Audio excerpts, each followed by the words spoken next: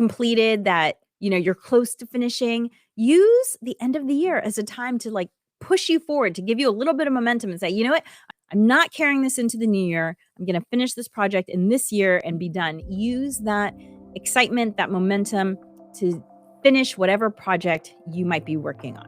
In this episode of the Harness the Power of Planning podcast, I talk about how I sew up the end of year and set up my new year so that I'm excited to head into it.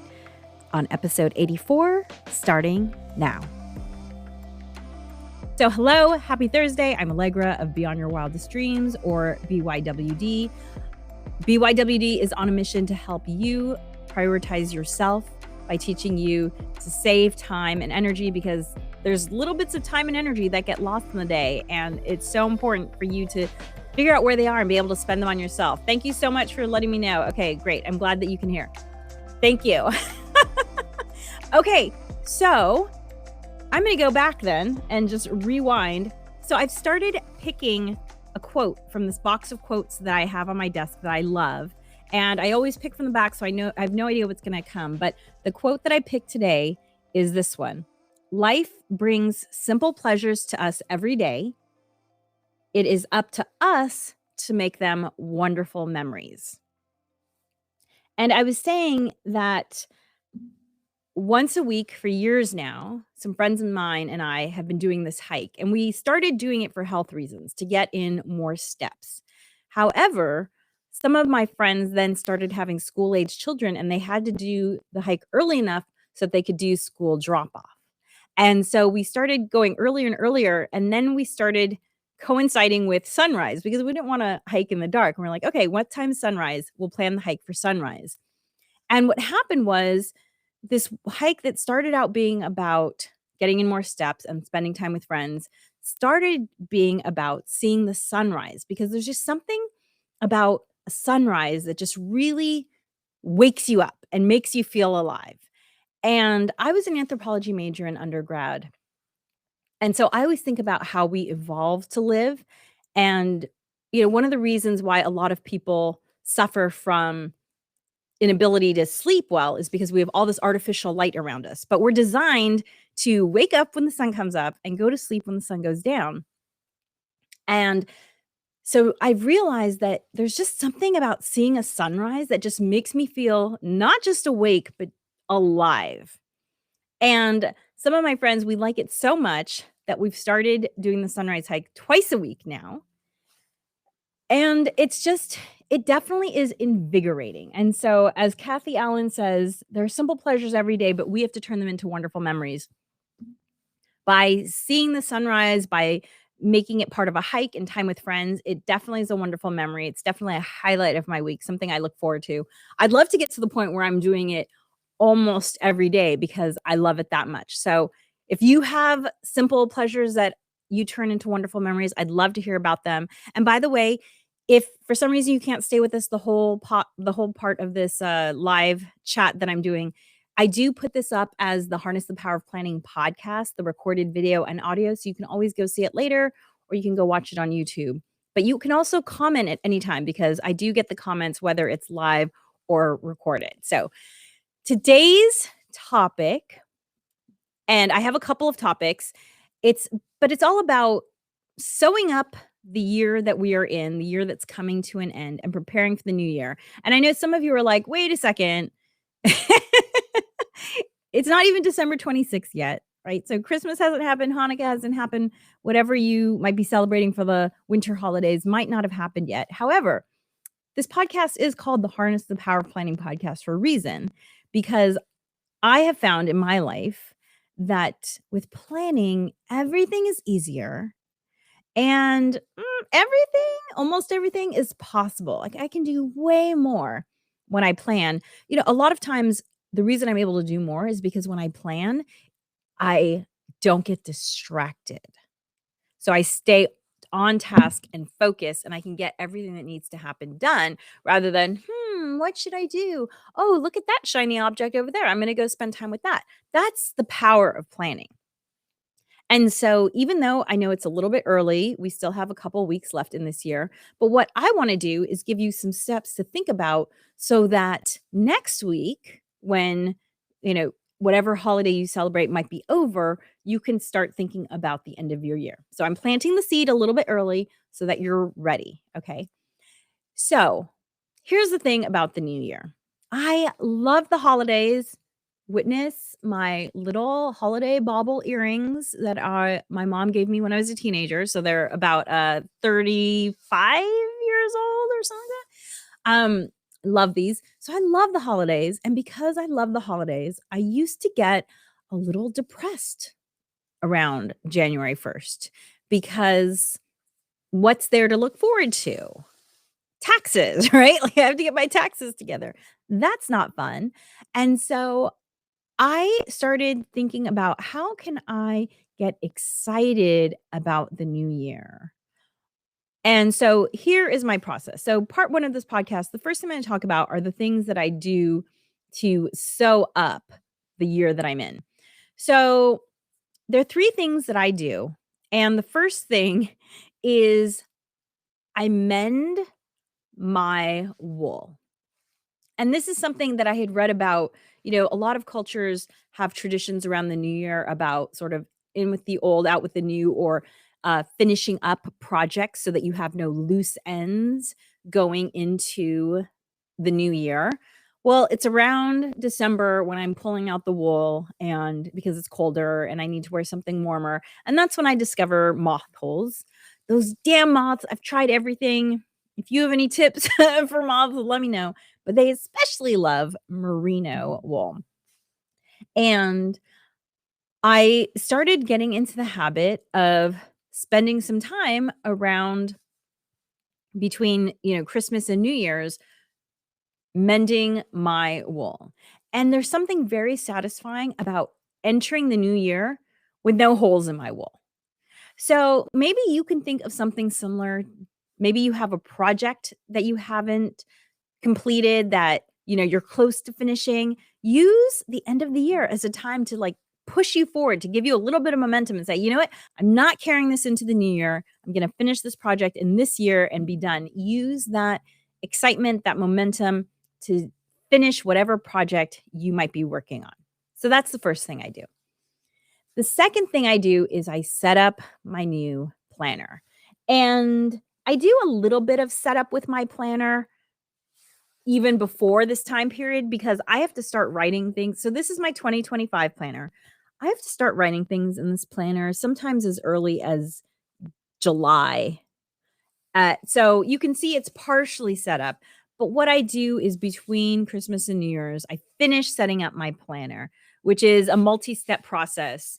I do a little decor, I add these tabs, and then I do things like I transfer over. If you've taken our Harness the Power of Planning course, then you know some of the steps I'm talking about, which is I transfer over the important dates, like the dates that never change, birthdays, anniversaries, but also reminders for things such as, maybe there's a tradition that you have of going to see, the Renaissance Fair or the lights at some botanical gardens.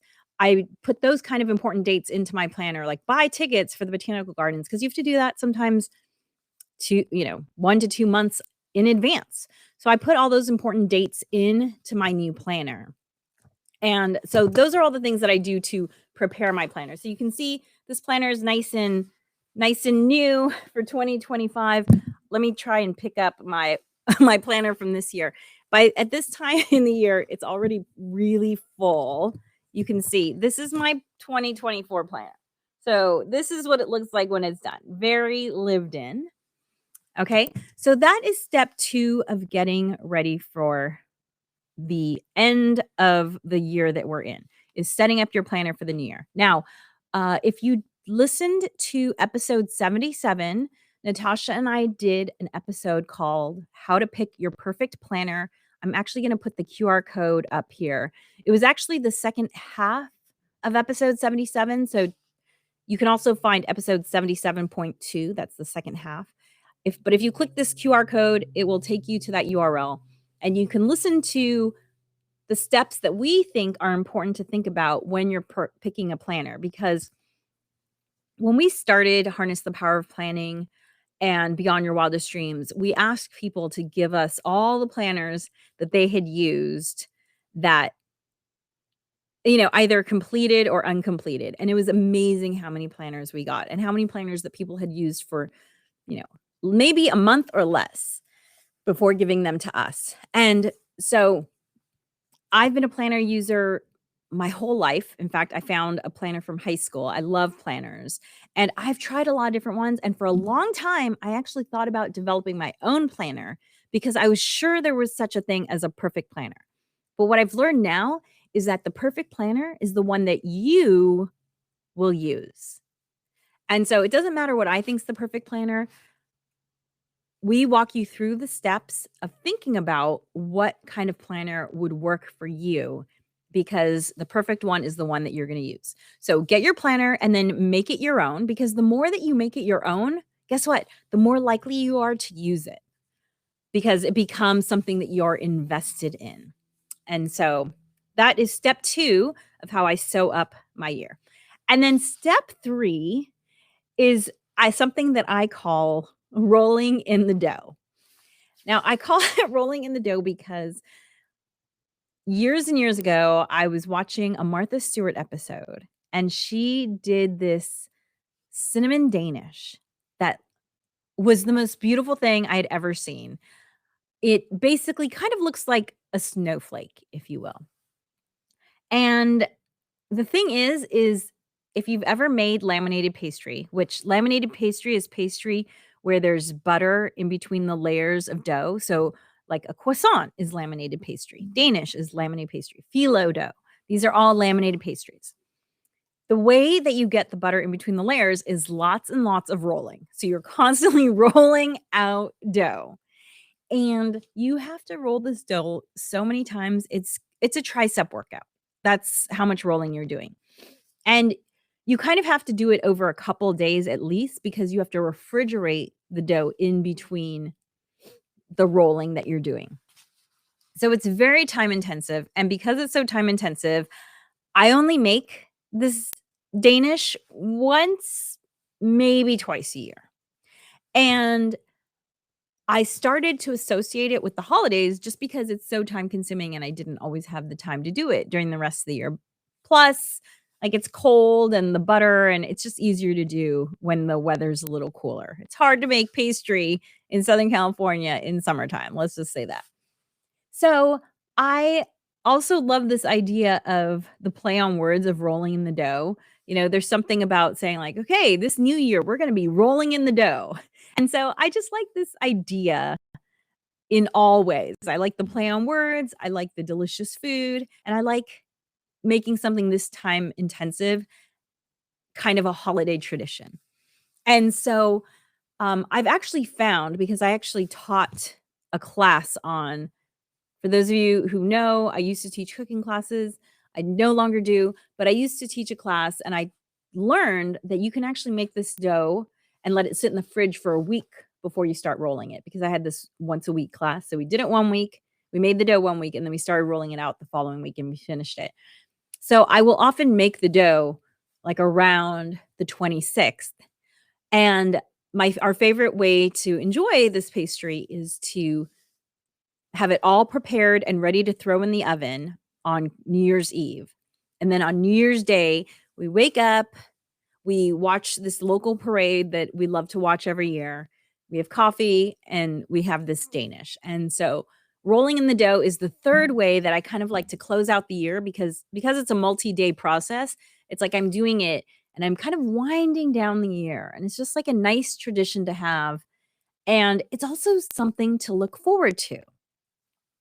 So, as I mentioned, let's consider this part 2 of today's stream. So part 2 is about how you can be excited about the new year.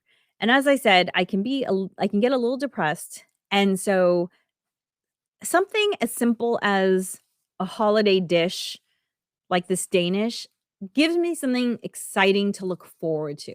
I know it's a total mind game, but in reality, isn't like 90% of life a mind game. It's figuring out how your mind works and how you can get it to do what you want to do. And my goal is to be excited about the new year.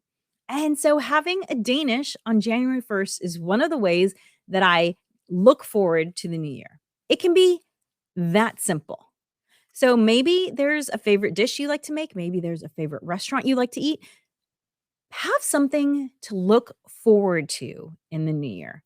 So make a reservation, buy tickets for something.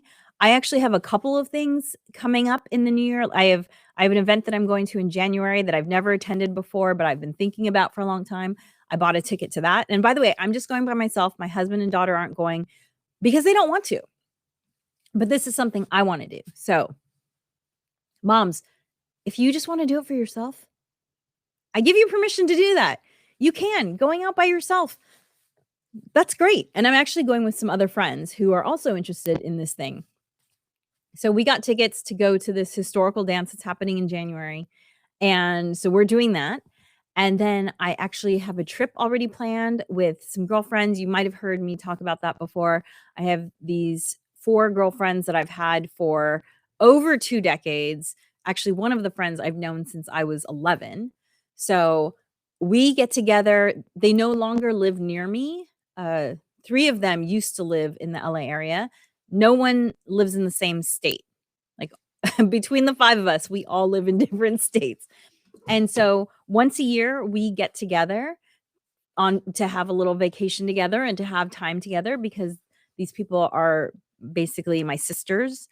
And so we already have a trip. We've actually found that early February is a great time to do a trip for us because it doesn't interfere with any school schedules or any school activities. So we've been getting together in early February regularly. And so now that's kind of a built-in thing that I'm excited about because yes, it gets sad as the holidays progress, but the holidays progressing also mean that I'm going to get to see some of my best friends, and that's really cool.